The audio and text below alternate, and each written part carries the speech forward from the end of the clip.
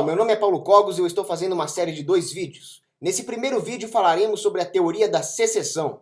E no segundo vídeo, que eu vou lançar no máximo até segunda-feira, eu falarei do caso específico da Escócia, que infelizmente não conseguiu se tornar um país independente após o referendo. Vejamos agora aspectos éticos, sociais, políticos e econômicos da secessão. Tenhamos em mente o conceito de direito natural, a autopropriedade, ou seja, nós somos donos de nós mesmos, nós somos donos do nosso corpo e da nossa mente. E isso é irrefutável. Um corolário disso é que nós nos tornamos donos daqueles recursos previamente sem dono, com os quais nós misturarmos o nosso trabalho e a nossa energia, ou seja, imprimirmos neles a nossa manifestação individual. Ou seja, se eu capinar um pedaço de terra e cercar, aquele pedaço de terra se torna meu irrefutavelmente. E faz parte também da nossa gama dos corolários do direito natural a nossa liberdade de associação e de desligamento.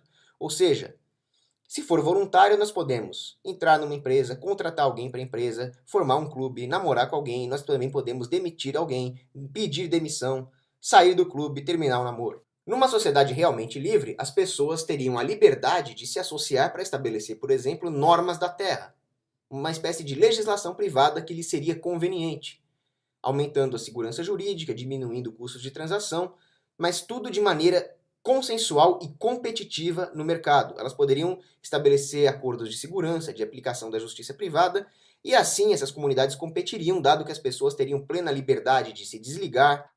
Não haveria, portanto, a institucionalização da coerção e a competitividade tenderia a maximizar o bem-estar das pessoas envolvidas. Obviamente não seria perfeito, haveria conflitos isolados, já que o ser humano costuma ser imperfeito, mas nenhum grupo teria o monopólio da coerção do qual os membros do Estado desfrutam. E é aqui que o perigo reside, quando existe um Estado capaz de impor a sua vontade pela força. É aqui que Murray Rothbard faz uma distinção entre o conceito de nação e o conceito de Estado-nação. Num dos seus textos, chamado Nação por Consentimento, decompondo o Estado-nação, ele explica que nações são um complexo de sentimentos subjetivos de grupo, baseados em realidade objetiva. Explico. As pessoas costumam manter entre si laços em comum, identidade cultural, linguística, de hábitos, de costume, de pensamento. E isso deve evoluir de forma natural, não artificial, não através da violência. Mas o Estado suprime esse processo de identificação cultural das pessoas, simplesmente impondo um arranjo administrativo pelo uso do machado. Foi assim que o Estado começou.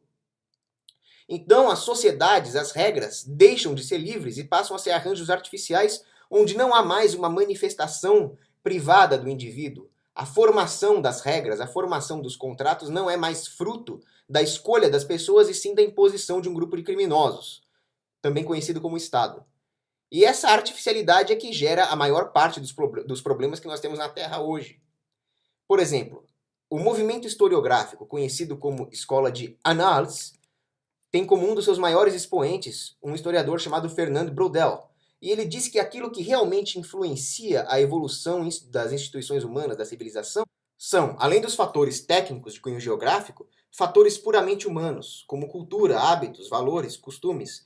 São eles os principais responsáveis por moldar as manifestações de identificação humana, aquilo que Braudel chamou de estruturas, que definem o curso das mudanças sociais ao longo da história. Agora tenhamos em mente a tese do antropólogo Pierre Clastres, segundo o qual o Estado é uma entidade externa à sociedade. Ele não é uma manifestação cultural da sociedade. Ele é um parasita.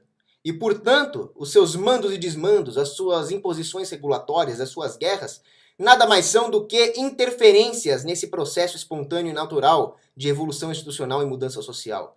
Ele apenas causa uma disrupção nesse processo e que vai ter efeitos indesejáveis. As relações externas entre as localidades pacíficas e voluntárias serão substituídas por uma hegemonia tirânica e centralizadora. E só existe um jeito de contornar essa situação: é defender incondicionalmente a secessão até o nível individual. Todo indivíduo tem direito à sua microsecessão. Eu tenho direito, portanto, de declarar a minha casa agora como um território soberano, me separar do Brasil. Infelizmente, se eu fizer isso, as Forças Armadas vão aqui me agredir criminosamente. Mas isso não deixa de ser o meu direito natural. Se o Estado não deixa uma pessoa ir embora do seu território, como é o caso da Coreia do Norte, Então esse regime está se apropriando do corpo da pessoa indevidamente, violando o seu direito de autopropriedade. Da mesma forma, se um governo não deixa a pessoa ir embora, se separar do seu território com a sua legítima propriedade privada, suas terras, seus imóveis, então ele também está agredindo da mesma forma, violando o direito de propriedade.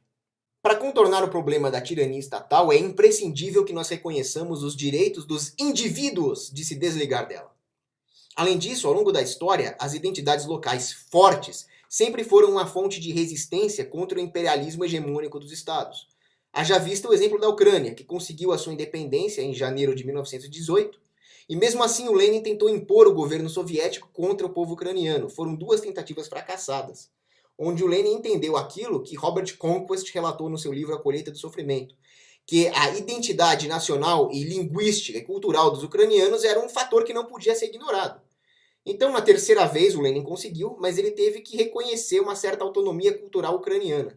Tanto isso é verdade, que é um foco de resistência, que essa autonomia cultural incomodou o Stalin, que depois usou dos meios mais brutais para atropelar isso e descambou no Holodomor, que nós sabemos. Mas imagina o quanto de resistência cultural haveria se a Ucrânia não fosse um Estado, e sim um conjunto de várias localidades privadas, cada qual com a sua cultura. O centralismo é coletivizante, ele é coletivismo puro, ele coloca pessoas com identidades culturais incompatíveis convivendo forçadamente dentro do mesmo pacote socializado de legislação, de imposições estatais. E é óbvio que isso vai dar problema.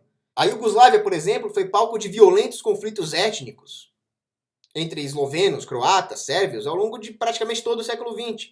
E esses conflitos só acabaram quando a Iugoslávia se desmembrou em vários países soberanos. Ou seja, o centralismo gera conflitos. E não é só isso.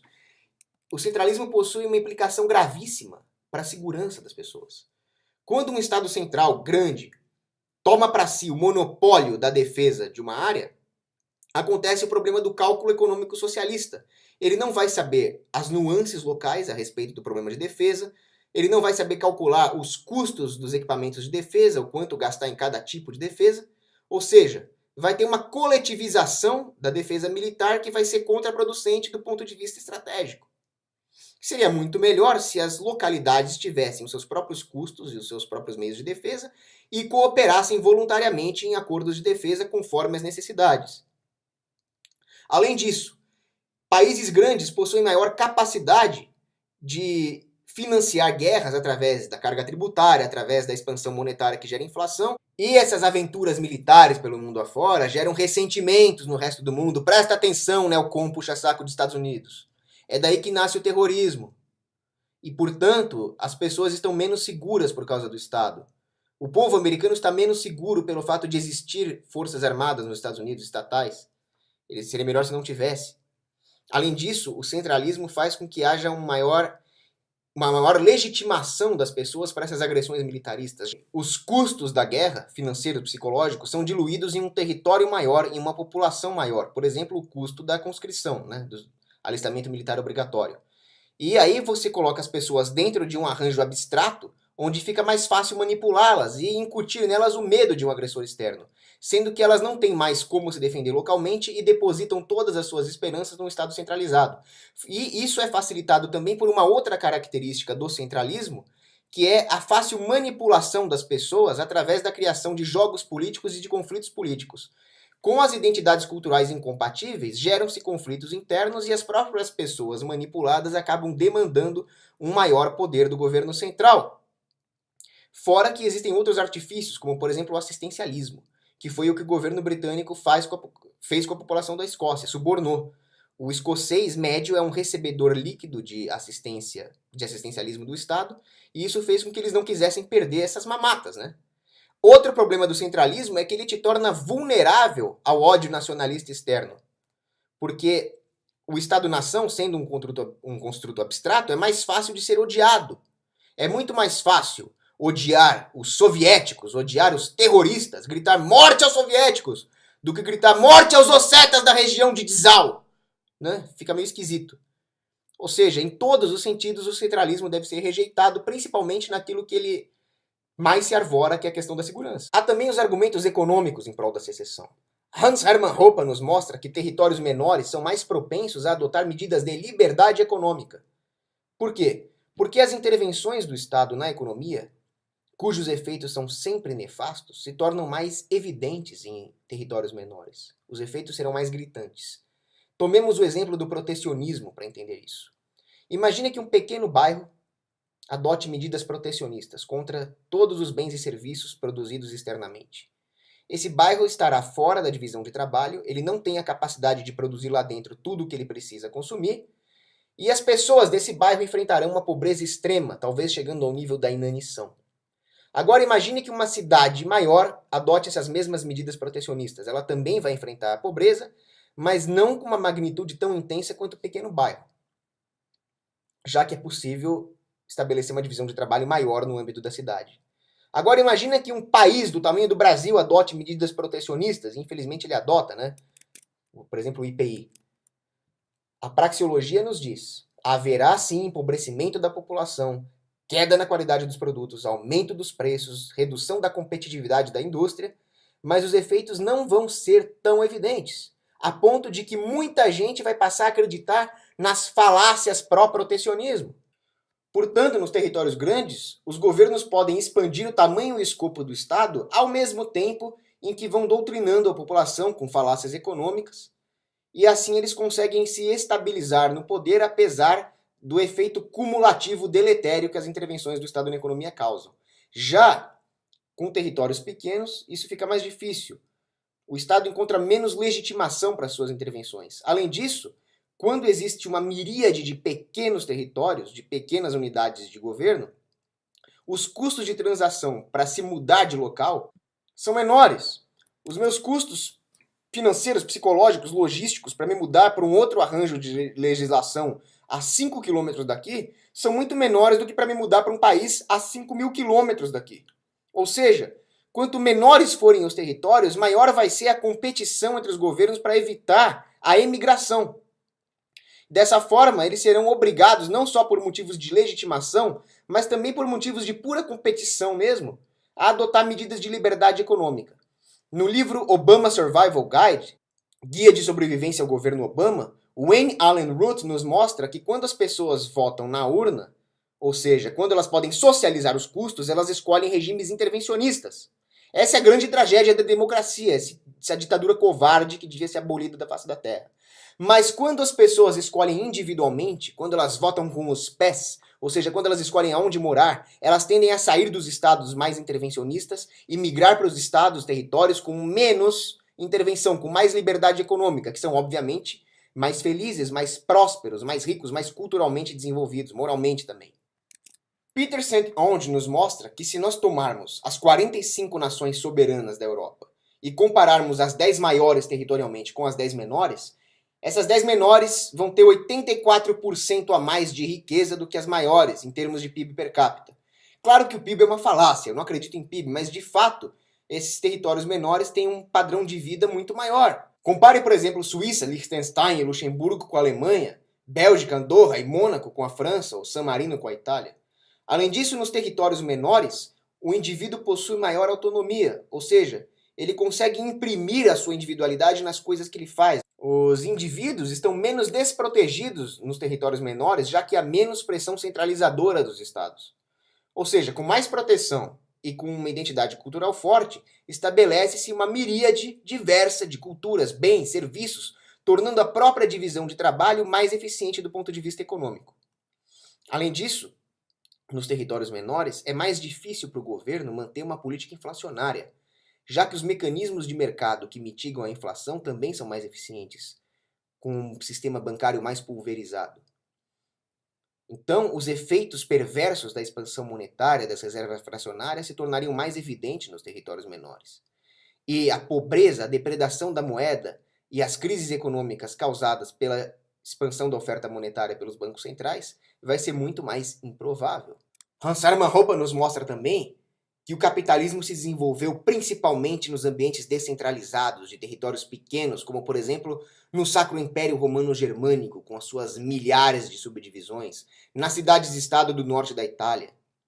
Já o historiador medieval Henri Henry nos mostra que os sistemas de certeza jurídica e o livre comércio brotaram na periferia do sistema feudal, longe das garras do Estado.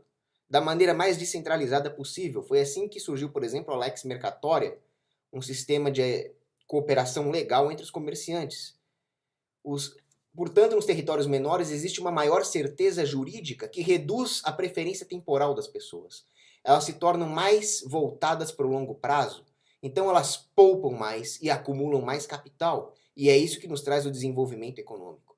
Mas se a secessão tem tantas vantagens assim, por que ela é tão mal vista? Porque a secessão não interessa para as elites políticas, para o establishment. E é o establishment que controla a educação, através do Ministério da Educação, por exemplo.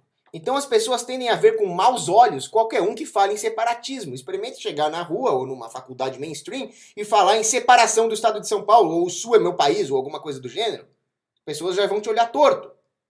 Mas por que o establishment faz isso? Porque eles querem assumir mais responsabilidades e proteger mais pessoas? Não sejam ingênuos. Eles fazem isso porque eles querem mais gente para escravizar, para cobrar impostos, para usar como colateral da dívida. Essa sempre foi a lógica por trás de todas as expansões imperialistas, militaristas da antiguidade. Essa lógica não mudou. O que mudou foi o disfarce. Hoje a cavalaria macedônica não vai sair por aí conquistando território. Eles vão usar várias falácias econômicas e políticas, que soam muito politicamente corretas, e montar blocos como a União Europeia, o NAFTA, o Mercosul, o Foro de São Paulo, que seja. São mais pessoas para tributar e para usar como colateral da dívida. Ou seja, o governo se expande, se financia emitindo títulos, eles ficam devendo, e quem paga? O povo, seja através da tributação ou seja através da inflação, que é uma forma covarde de tributação, porque os preços sobem e a moeda é depredada. Para terminar o vídeo, eu gostaria de apresentar um caso pouco conhecido, afinal não interessa para a CNN, que é o caso de Nagorno-Karabakh, uma região totalmente inscrita no território do Azerbaijão, que de jure pertence ao Azerbaijão, mas de fato é uma república independente, embora ela não tenha reconhecimento internacional. Claro, para os globalistas, quanto mais centralismo, melhor, né? A população é majoritariamente armênia, mas eles estão separados dos armênios da Armênia pelo território do Azerbaijão.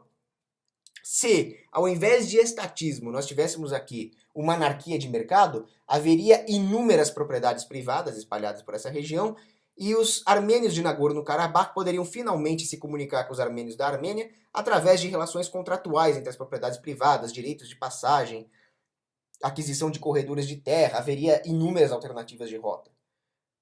Mas isso fica impossível com o centralismo estatal. E aí nós temos uma situação grotesca dessa. Dos argumentos apresentados nesse primeiro vídeo, podemos concluir, portanto, pela validade ética da secessão até o nível individual e a sua desejabilidade quanto às consequências. Não percam o próximo vídeo, no máximo daqui a 2 dias, sobre o caso específico da Escócia.